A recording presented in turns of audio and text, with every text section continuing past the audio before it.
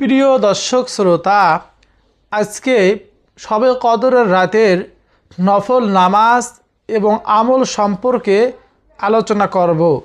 যে রাত সম্পর্কে আল্লাহ সুবহানাহু ওয়া তাআলা বলেছেন, লাইলাতুল কদরি খায়রুকুম মিন আলফি শাহর, হাজার মাসের চেয়ে উত্তম হলো লাইলাতুল কদরের রাত। এই একটি রাত ইবাদত করলে হাজার হাজার রাত ইবাদত বন্দেগী করা সব আল্লাহ সুবহানাহু ওয়া তাআলা আমাদের আমলনামার মধ্যে দিয়ে দিবেন। বলুন না সুবহানাল্লাহ। সুতরাং আজকের ভিডিওটি অত্যন্ত ফজিলতপূর্ণ, গুরুত্বপূর্ণ। চেষ্টা করবেন ভিডিওটি শুরু থেকে শেষ পর্যন্ত দেখার জন্য। তাহলে ইনশাআল্লাহ শবে কদর রাতে মহিলা মা বোনেরা এবং পুরুষরা কিভাবে সারা রাত ইবাদত বন্দেগী করবেন আপনারা জেনে যাবেন। এই শবে কদর রাতের আমল সম্পর্কে আর কাউকে জিজ্ঞাসা করতে হবে না। এ রাতে কত রাকাত নামাজ আদায় করবেন, নামাজের সাথে আর কি কি জিকির আজগার করবেন, কোন সূরা দিয়ে নামাজ পড়বেন, কোন নামাজগুলো পড়বেন এবং নামাজে কোন সূরাগুলো তেলাওয়াত করবেন, কখন থেকে ইবাদত শুরু করবেন। এক কথায় শবে কদর রাতের আমল সম্পর্কে, নামাজ সম্পর্কে আপনাদের সামনে বিস্তারিত আলোচনা করব এবং শবে কদরের নামাজ বাসা বাড়িতে কিভাবে একা একা আদায় করবেন আপনাদেরকে প্র্যাকটিক্যালি বলে দেব, দেখিয়ে দেব ইনশাআল্লাহ। তাই আমি অনুরোধ করব, ও প্রিয় দর্শক শ্রোতা, বিশেষ করে মহিলা মা বোনেরা, ভিডিওটি আপনারা মনোযোগ দেখুন, শুনুন। ইনশাআল্লাহ আপনাদের অনেক অনেক ফায়দা হবে। প্রিয় দর্শক শ্রোতা, এই পবিত্র শবে কদরের রজনীতে একটি দোয়া আছে, যে দোয়াটি নবীজি সাল্লাল্লাহু আলাইহি ওয়াসাল্লাম আম্মাজান আয়েশা রাদিয়াল্লাহু তাআলা আনহাকে পাঠ করার জন্য বলেছেন। একদিন নবীজি সাল্লাল্লাহু আলাইহি ওয়াসাল্লামকে হযরত আম্মাজান আয়েশা রাদিয়াল্লাহু তাআলা আনহা প্রশ্ন করলেন, ইয়া রাসূলুল্লাহ, ইয়া হাবিবাল্লাহ, যদি শবে বরাত পেয়ে যাই এই রাতে কোন দোয়াটি পাঠ করব?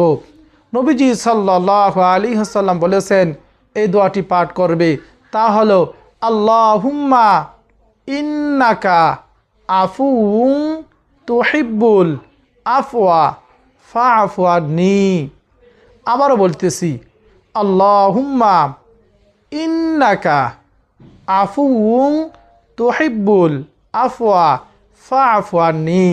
এই দোয়াটি পবিত্র শবে কদর রাতে এবং পবিত্র মাহে রমজানের শেষ দশকে আমরা বেশি বেশি পাঠ করব। প্রিয় দর্শক শ্রোতা, শবে কদর হলো 5টি রাত। কয়টি রাত ইবাদত করতে হবে? 5টি রাত ইবাদত করতে হবে। শবে কদরের রাত নির্দিষ্ট করে কোরআন হাদিসে কোথাও নেই। এজন্য নবীজি সাল্লাল্লাহু আলাইহি ওয়াসাল্লাম বলেছেন, রমজান মাসের শেষ দশকে বেজোড়া রাতগুলোতে শবে কদর তালাশ করতে বলেছেন। অর্থাৎ 20শে রমজান দিবাগত রাত হলো 21শে রমজান এর রাত। ভালো করে মনে রাখবেন, 20শে রমজানের দিবাগত রাত হলো প্রথম বেজোড়া রাত শবে কদর। 22শে রমজান দিবাগত রাত হলো 23শে রমজান। 24শে রমজান দিবাগত রাত হলো শবে কদরের রাত। তারপর 26শে রমজান দিবাগত রাত হলো শবে কদরের রাত, যেটা আমাদের দেশে এইভাবে আনুষ্ঠানিকভাবে আমল করা হয় 27শে রমজান বলা হয়, তা হলো 26শে দিবাগত রাত। আবার 28শে রমজান দিবাগত রাত হলো 29শে রমজান। এই 5টি রাত আপনি যদি ইবাদত করতে পারেন তাহলে আল্লাহ সুবহানাহু ওয়া তাআলা হাজার হাজার মাস রাত ইবাদত করলে যে পরিমাণ সওয়াব হবে, সম পরিমাণ সওয়াব আল্লাহ তাআলা আমাদের আপনাদের আমলনামার মধ্যে দিয়ে দিবেন।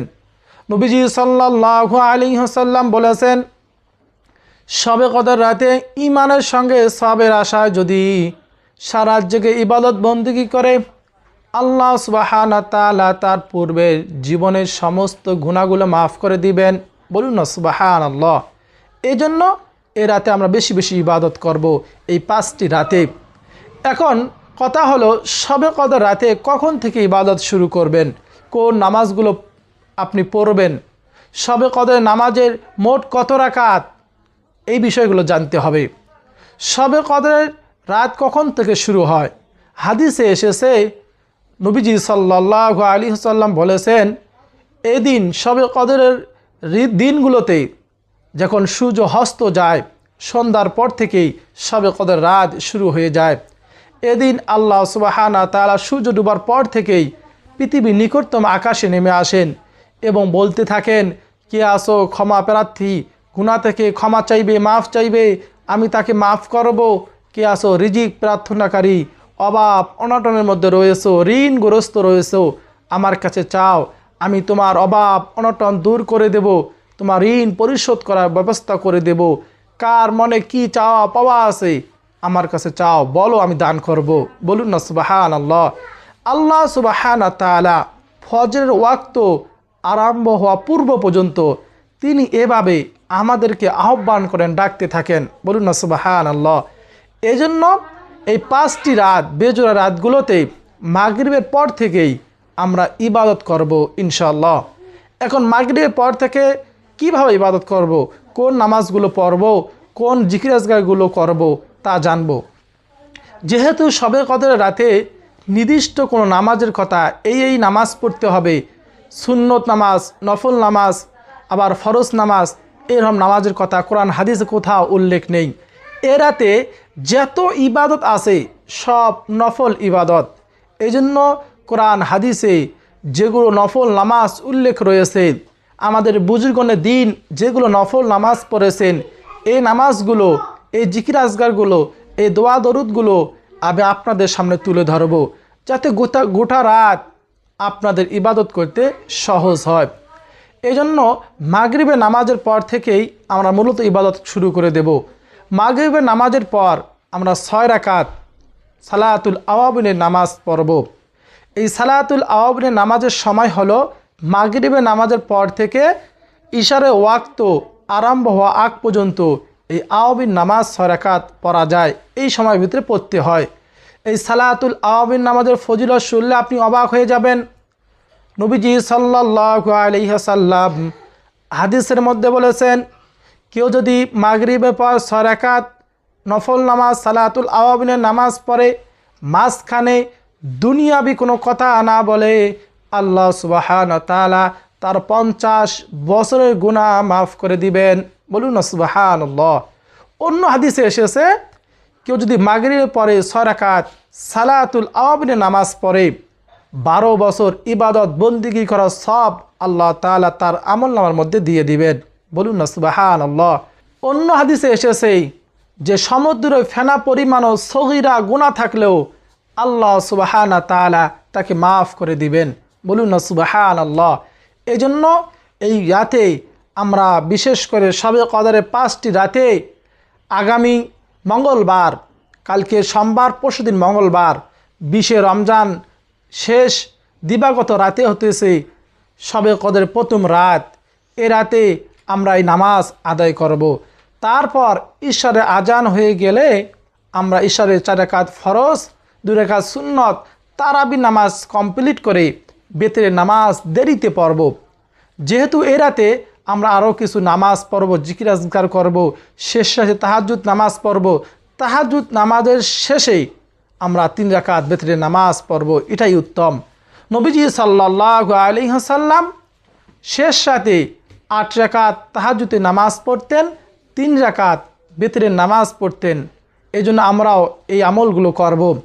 তারপর আপনি ইশারের নামাজ, তারাবির নামাজ সব কিছু কমপ্লিট হলে 2 রাকাত সালাতুত তাওবা নামাজ পড়বেন। দেখেন, আমাদের প্রতিটি সেকেন্ডে, প্রতিটি মুহূর্তে গুনাহের কাজ করতেছি, আমাদের দ্বারা গুনাহ হইতেছে। জীবনে জানা অজানা, ইচ্ছাকৃত অনিচ্ছাকৃত, সগীরা কবিরা গুনাহ কত গুনাহ করেছি। এই সকল গুনার মাফ হলো এই পবিত্র মাহে রমজানের পবিত্র শবে কদরের রাত আমাদের জন্য সুবর্ণ সুযোগ। নিজের সমস্ত গুনাহের কথা স্মরণ করে তা থেকে তওবা করে ফিরে আসার সিদ্ধান্ত নিয়ে আল্লাহ তাআলার কাছে 2 রাকাত তওবার নামাজ পড়ব। নবীজি সাল্লাল্লাহু আলাইহি ওয়াসাল্লাম বলেছেন, কোনো ব্যক্তি যদি উত্তম রূপে উজু করে এবং রুকু সিজদা সুন্দর করে দিয়ে তারপর 2 রাকাত নামাজ আদায় করে এরপর 2 হাত তুলে আল্লাহ তাআলার কাছে ক্ষমা চায়, মাফ চায়, আল্লাহ সুবহানাহু ওয়া তাআলা তার জীবনের সমস্ত গুনাহগুলো মাফ করে দেন। বলুন না সুবহানাল্লাহ। এই জন্য 2 রাকাত তওবার নামাজ কমপক্ষে আমরা আদায় করব। এই তওবার নামাজ কিভাবে পড়বেন, নিয়ত কিভাবে করবেন আমি আপনাদেরকে বলে দিতেছি। অন্য অন্য সময় যেভাবে নামাজ পড়েন আপনি ঠিক তেমনিভাবে রুকু সিজদা সব কিছু ওই রকম করে পড়বেন। শুধু নিয়তটি এভাবে করবেন, আমি আল্লাহকে সন্তুষ্টির জন্য 2 রাকাত তওবার নামাজ আদায় করিতেছি, আল্লাহু আকবার। এভাবে আল্লাহু আকবার বলে হাত বাঁধবেন, অথবা ছোটোভাবে নিয়ত করতে পারেন যে আমি 2 রাকাত তওবার নামাজ পড়তেছি, আল্লাহু আকবার, তাহলেও হয়ে যাবে। এই 2 রাকাত 4 রাকাত তওবার নামাজ পড়ে কিছু জিকির আজগার করবেন, ইস্তেগফার দরুদ শরীফ তাসবিহ পাঠ করবেন। কি কি জিকির করবেন, ইস্তেগফার দরুদ শরীফ পাঠ করবেন একটু পর আপনাদেরকে বলে দেব। আগে বলে দিতেছি সারা ধারাবাহিকভাবে কিভাবে নফল নামাজগুলো আপনি আদায় করবেন। তারপর জিকির আজগারগুলো শেষে 2 হাত তুলে চোখের পানি ছেড়ে দিয়ে আল্লাহ সুবহানাহু ওয়া তাআলার কাছে দোয়া করতে হবে। আল্লাহ সুবহানাহু ওয়া তাআলা বলেছেন বান্দার চোখের পানি নাকের ডগা আসার আগেই আল্লাহ তাআলা তার দোয়া কবুল করে। বলুন না সুবহানাল্লাহ। এজন্য বেশি বেশি দোয়া করব। সকল ইবাদতের মগজ হচ্ছে দোয়া, আদ-দুআউ হুয়াল ইবাদা। এজন্য বেশি বেশি আল্লাহ সুবহানাহু ওয়া তাআলার কাছে দোয়া করব। তারপর আমরা 2 রাকাত সালাতুল হাজতের নামাজ পড়ব একই নিয়মে। শুধু নিয়ত করব আমি 2 রাকাত সালাতুল হাজতের নামাজ পড়তেছি, আল্লাহু আকবার, তাহলে হয়ে যাবে। তারপর বুদ্ধিমানের মতো আরেকটি আমল হলো ইতিপূর্বের কাজা নামাজগুলো 2 রাকাত করে আল্লাহ তাআলাকে সন্তুষ্টি করার জন্য পড়ব। তারপর যদি পারেন 4 রাকাত নামাজ পড়বেন। সে 4 রাকাত নামাজ হলো সালাতুত তাসবিহ নামাজ, যে নামাজ সম্পর্কে নবীজি সাল্লাল্লাহু আলাইহি ওয়াসাল্লাম তার চাচা আব্দুল্লাহ ইবনে আব্বাস রাদিয়াল্লাহু তাআলা আনহু বলেন, আমার পিতা আব্বাসকে নবীজি বলেন, হে চাচা, আপনি 4 রাকাত নামাজ প্রত্যেক দিন যদি আদায় করতে সক্ষম হন, পারেন, তাহলে প্রত্যেক দিন পড়বেন। যদি না পারেন তাহলে সপ্তাহে একদিন শুক্রবার এই নামাজ পড়বেন। তাও যদি না পারেন মাসে একবার পড়বেন। তা যদি না পারেন বৎসরে একবার পড়বেন।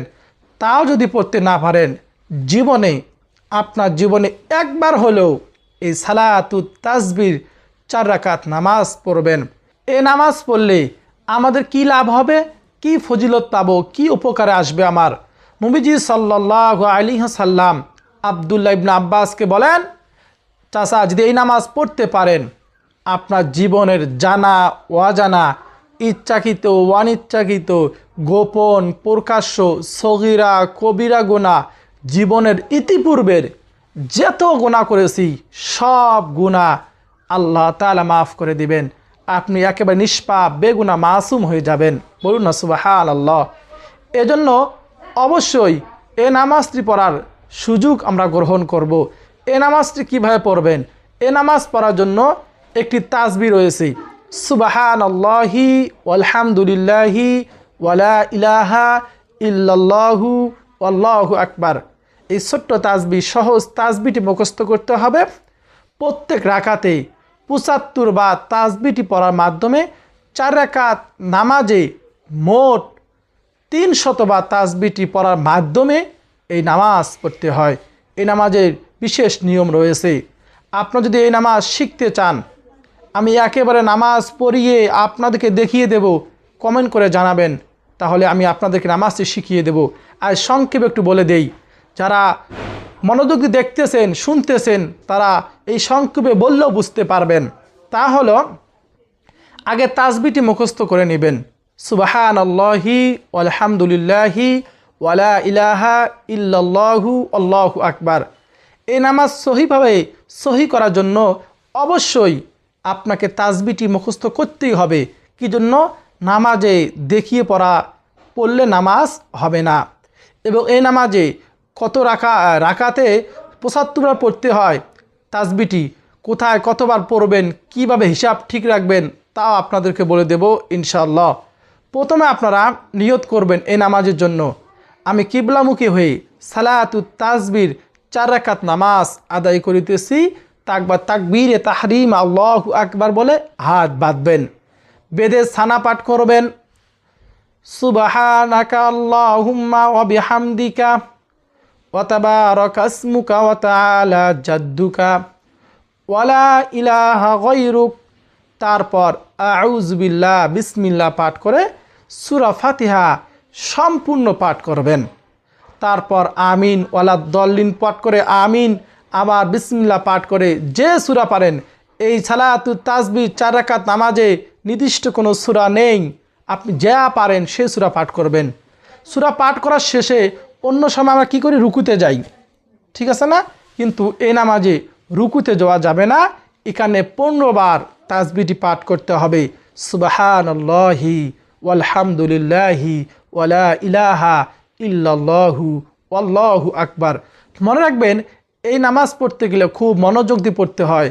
আমি বিশেষ করে বলবো, ও প্রিয় মহিলা মা বোনেরা, দর্শক শ্রোতা, আপনারা একেবারে বাসা বাড়িতে রুমে যখন সবাই ঘুমিয়ে যাবে, স্থির কোনো রাতে পড়লে সব থেকে ভালো হয়।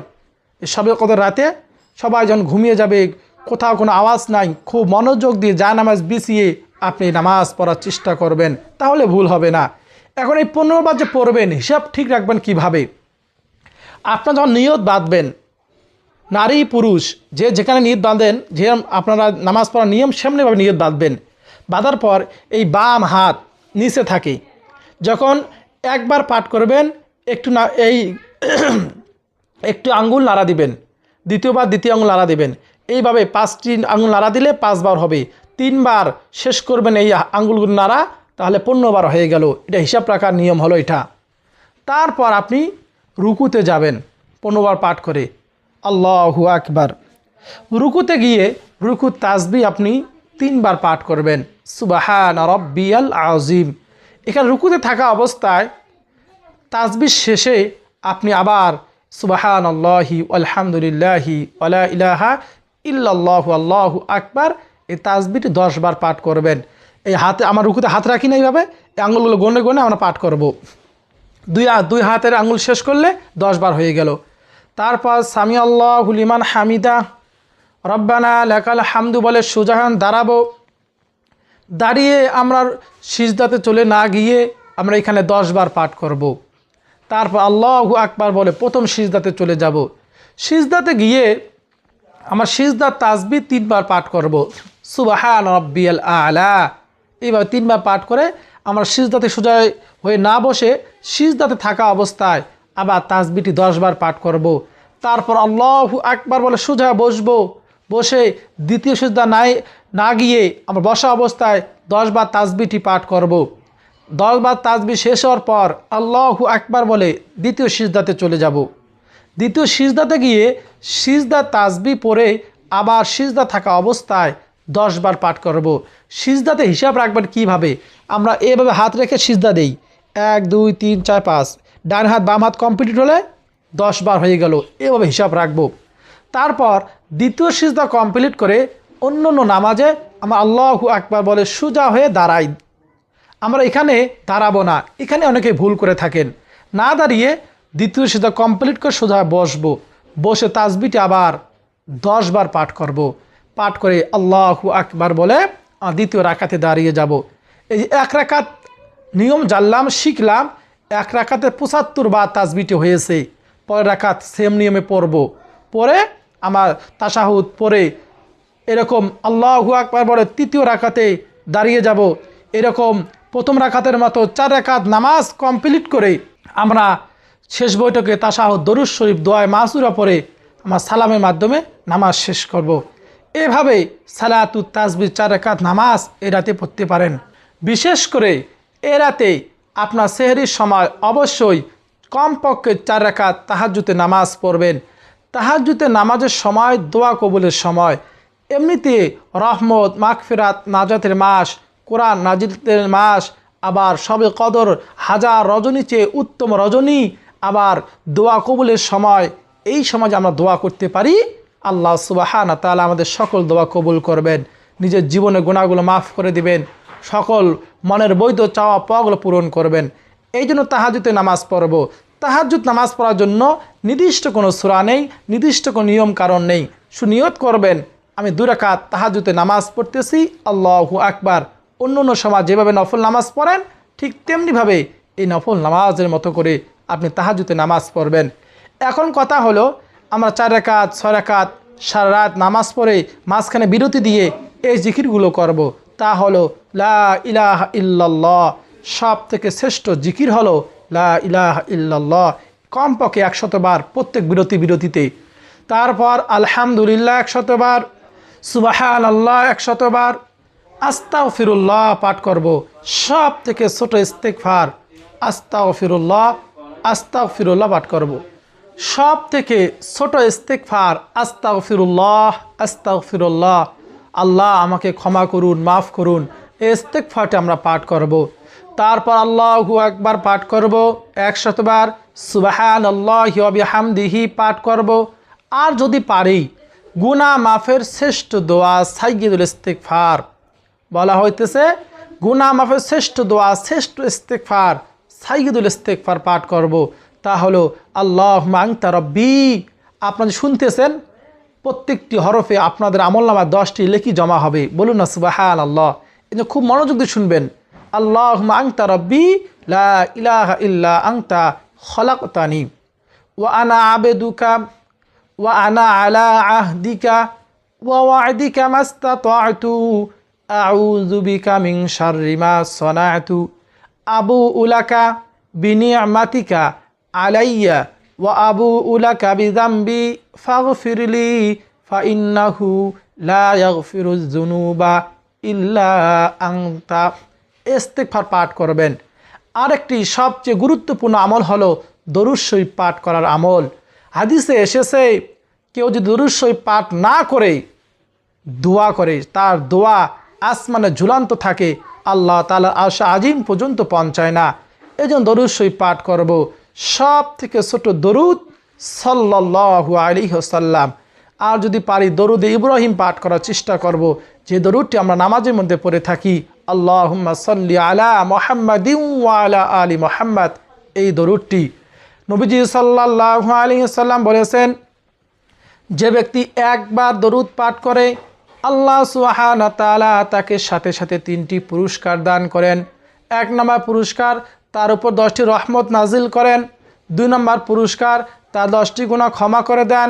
3 নম্বর পুরস্কার, তার মর্যাদা আল্লাহ তাআলা 10 ধাপ বাড়িয়ে দেন। বলুন না সুবহানাল্লাহ।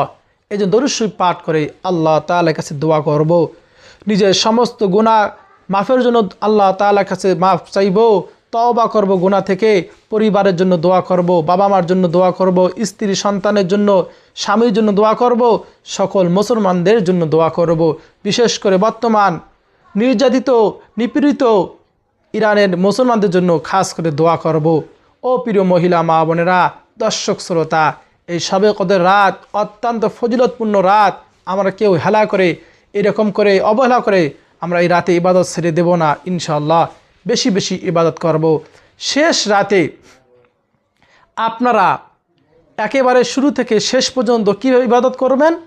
শুরুতেই মাগরিবের নামাজের পর সালাতুল আওয়াবিনের নামাজ পড়বেন, তারপর এরকম ইশারের নামাজ, তারাবির নামাজ পড়বেন, তাওবার নামাজ পড়বেন, কিছুক্ষণ জিকির আজকার করবেন।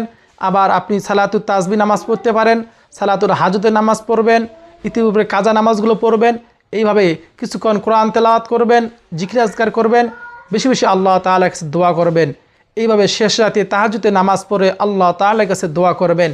এইভাবে ইবাদত করবেন। আর যদি আপনি এই বেজোড়া রাতগুলোতেই ইবাদত না করেন, শুধু 27শে রমজান শবে কদর যেটা পালিত হয় আমাদের দেশে, সে রাতে ইবাদত করতে চান, এই রাতগুলো সংক্ষেপে ইবাদত করতে চান, তাহলে প্রত্যেক বেজোড়া রাতগুলোতেই আপনি ইশারের নামাজের পর, তারাবি নামাজের পর 4 রাকাত 6 রাকাত এরকম এই নামাজগুলো পড়বেন, কিছুক্ষণ দোয়া করবেন। শেষ রাতে অবশ্যই তাহাজ্জুদের নামাজ পড়বেন, আল্লাহ তাআলার কাছে দোয়া করবেন। এ রাতে নির্দিষ্ট কোনো নামাজ নেই, নির্দিষ্ট কোনো আমলের নিয়ম নেই। আপনি যেগুলো কোরআন হাদিস থেকে নামাজ পাওয়া যায়, যেগুলো ইবাদত করলে অনেক সওয়াব পাওয়া যায়, যেগুলো ইবাদত নবীজি করেছেন, সেই ইবাদতগুলো আমরা করব ইনশাআল্লাহ। আল্লাহ তাআলা আমাদের সকলকে কোরআন হাদিস বুঝে শুনে সঠিকভাবে আল্লাহকে রাজি খুশি করার জন্য ইবাদত বন্দেগী করার তৌফিক দান করুন। সকলে বলি আমিন।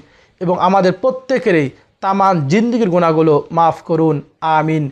প্রিয় দর্শক শ্রোতা, ভিডিওটি যদি আপনার কাছে ভালো লাগে অবশ্যই লাইক দিবেন, কমেন্টে আমিন লিখে আমার দোয়ার সঙ্গে শরীক থাকবেন। চ্যানেলটি সাবস্ক্রাইব করে পাশে থাকা বেল বাটনটি অন করে রাখবেন। আর ভিডিওটি অবশ্যই তো শেয়ার করে দিবেন, যাতে সকলে শিখতে পারে, আমল করে এই বিষয়গুলো জানতে পারে এবং এই বিষয়ের উপর সবে কদর নিয়ে তাদের আর কোনো অজানা না থাকে। আল্লাহ তাআলা আমাদের সবাইকে সে তৌফিক দান করুন। সকলে বলি আমিন।